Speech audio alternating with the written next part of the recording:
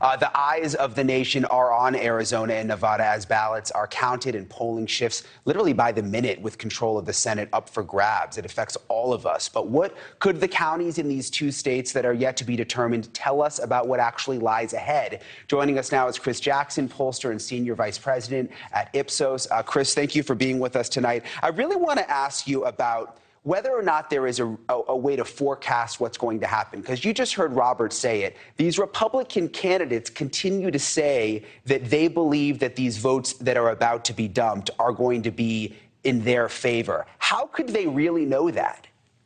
Thank you. It's good to be with you. I think a candidate is always going to say that the votes are going to be in their favor. They sort of have an interest in that.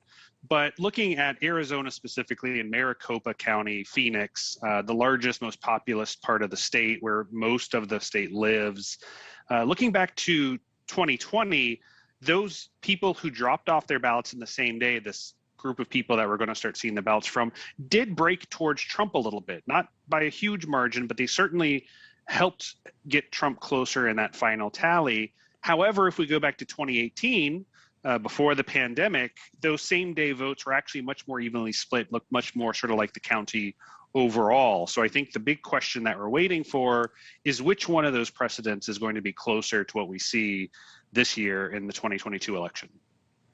So is the thought here, Chris, and I just want to make sure I understand it correctly, that a Republican who maybe doesn't trust the system as much and doesn't want to turn in their ballot earlier because they are worried about the election system would wait to turn in their ballot on election day, feeling like that's a safer option, and that is why some of these Republican candidates believe that those ballots are going to go in their favor?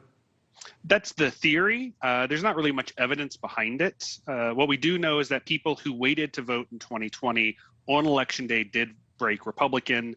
Democrats, by large majority, voted early. But remember, 2020 was the midst of the pandemic. It was pre-vaccine. Democrats were much more concerned about COVID, so they were taking much larger steps to avoid it. And I think the difference in 2020 was really just more of a convenience thing than a trust in the system thing. Does the location come into play? I mean, a lot of these ballots that we're talking about are in big urban areas, Phoenix, Tucson, Las Vegas area. Does that tell us anything about which way these people may have voted? So Tucson and Las Vegas are both Democratic strongholds. Chances are Democrats are going to pick up votes in both of those locations. And it's really just a question of how large the margin is. Maricopa County, Phoenix, is very much a bellwether. It had been a Republican stronghold for a long time until just starting to trend Democratic in the past couple of elections. And even this year, looking at the gubernatorial race, it's neck and neck. It's very close. And I think we have to see what this first group of ballots produces tonight to really know how these last 300,000 or so are going to point. It's almost like a sport at this point. I mean, I'm like, honestly, like addicted to it. You watch all day long. This person's up. Now they're down. Now they're back up again. Now they're down. I mean, is there really a point in tracking it that way, or should we all just wait until they're done counting? I think it is sort of that entertainment, that sort of fascination we all have with how this process works that drives it. Your mental health might be better if you just gone to sleep Tuesday and then woke up next week and saw what happened. Yeah, that's a good point. I think we're all in it now. Why is this happening in Arizona and Nevada? Because you've got people in all of these other states saying, wait a minute, like everything went fine in my state. We know what happened. What's the issue in these two states?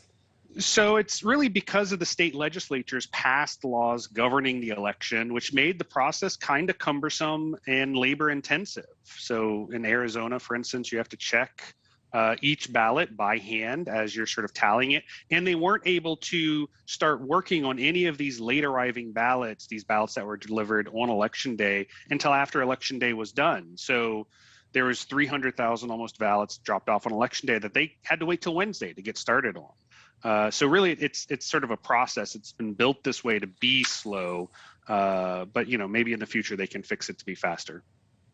Yeah, I think it's a good point you make, because people who do have a mistrust in the system and think that something shady is going on, it's like, no, that's not the case. This is just the way the law and the system is set up in these particular states. Chris Jackson, thank you so much for coming on and staying up on Friday night with us. Great to be with you. Thank you for watching. Go to newsnationnow.com to find NewsNation on your cable provider. And don't forget to click the red subscribe button below to get more of NewsNation's fact-driven, unbiased coverage.